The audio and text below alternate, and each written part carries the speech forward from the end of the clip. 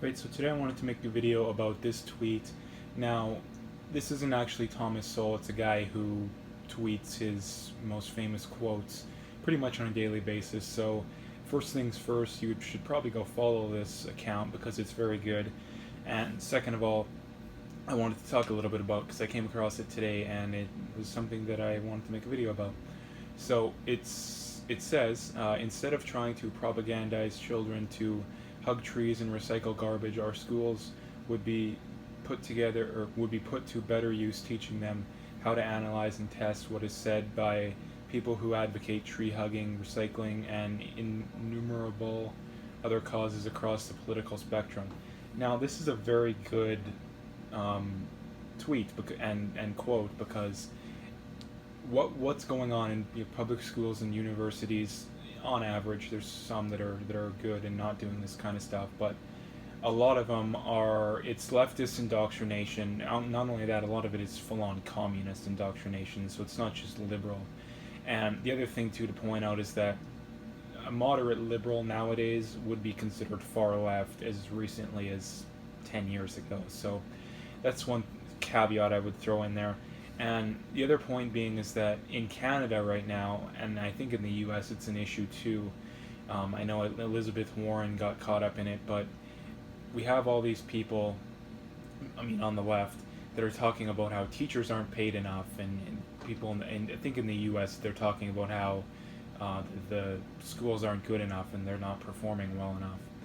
And their solution to it is always just more of the same, and they never come look back and be like, in Ontario, the average public school teacher is making I think $80,000 or $90,000 a year, and when you prorate that out to get rid of all their days off and whatnot, it's well over $100,000 a year to do a job that I think the average person could do relatively easily, especially elementary and junior high. I think if you're like a high school math or physics teacher, yeah, you got to be pretty smart. But to teach elementary, even junior high, it's not really that hard. And considering the average person's making what, 50, 60 grand a year, and public school teachers are making like 30% more than that, and they get an extra 2 months off a year, or borderline 3 months. That's something that I don't think anyone can argue with a straight face. And the other thing I would point out too is that if public school teachers are so good at what they do and they're worth more than what they do, well then public school teachers should all want more of a free market, because if they had a free market and they could produce $100,000 worth of value or $120,000 worth of value, well, they would get that. And the fact that their solution to it is always go through their unions to, to force people to pay them more just shows that they're not actually worth that much. Because if they were, they wouldn't force people to do it, right? Because it makes no sense. That would be like an athlete who plays football, rather than, if he's going to be a free agent, rather than just signing for how much he thinks he's worth, going to the commissioner of the league or something like that and wanting to force the team to pay him that. Like I said, it makes no sense. And the last point here being is that his solution to it was to teach people to think critically, basically, to question authority, to question people's motives. And that's not politically biased in either way, right? Because it's teaching people to question both sides. The problem is that what's currently being done is generally biased to the left. And that's a big issue, and it needs to be fixed, because, I mean, anyone on the right who's not concerned about it, like, it's only a matter of time until things go too far to where they can't be changed anymore. Because the left has a monopoly on public schools, colleges, universities, all this kind of stuff, and it's pretty hard to organically become, or I would say it's pretty hard to be indoctrinated into being conservative nowadays.